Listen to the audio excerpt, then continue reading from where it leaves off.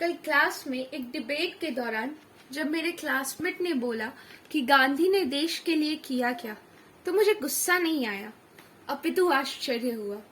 आश्चर्य इस बात का कि जब विदेशों में भी आज यह नाम इतना आदरणीय और महत्वपूर्ण है, उस नाम की मातृभूमि के युवा पूछते हैं कि गांधी ने देश के लिए किया क्या।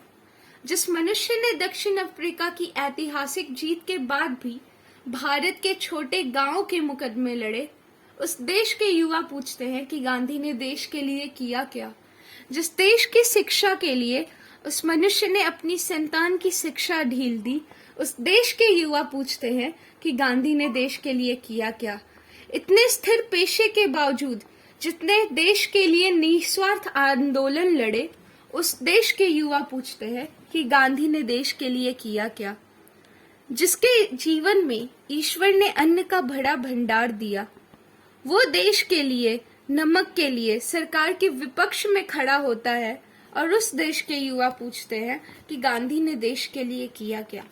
जिसका पेशा उसे मोटर कार में घुमवा सकता था, वो साबरमती से दांडी तक की यात्रा पैदल करता है, और उस देश के युवा पूछते हैं कि गांधी ने देश के लिए किया क्या।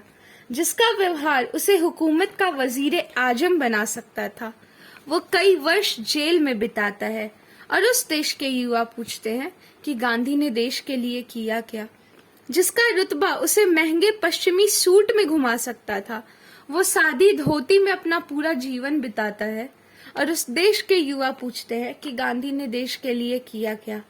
जिसके मुख से निकला एक शक्तिशाली शब्द देश में दंगे करवा सकता था, वो देश को अहिंसा का पाठ पढ़ाता है, और उस देश के युवा पूछते हैं कि गांधी ने देश के लिए किया क्या।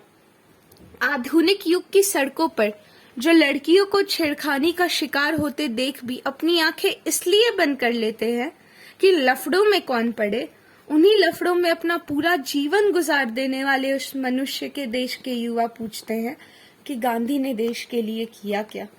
आने वाली पीढ़ी स्वतंत्र हो, इसके लिए जो अपने हृदय से उस गोली को पार करवा देता है, आज वही पीढ़ी पूछ रही है कि गांधी ने देश के लिए किया क्या।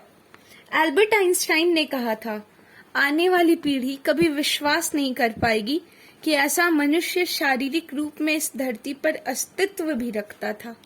परंतु शायद उन्होंने भी कभी यह कल्पना नहीं की थी कि यह पीढ़ी उस मनुष्य के अस्तित्व पर नहीं, अपितु उसके चरित्र पर उंगली उठाएगी।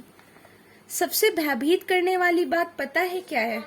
कि यह पीढ़ी शिक्षित है, यह पीढ़ी स्वतंत्र है, यही पीढ़ी भारत का स्वर्णमय भविष्य रचेगी।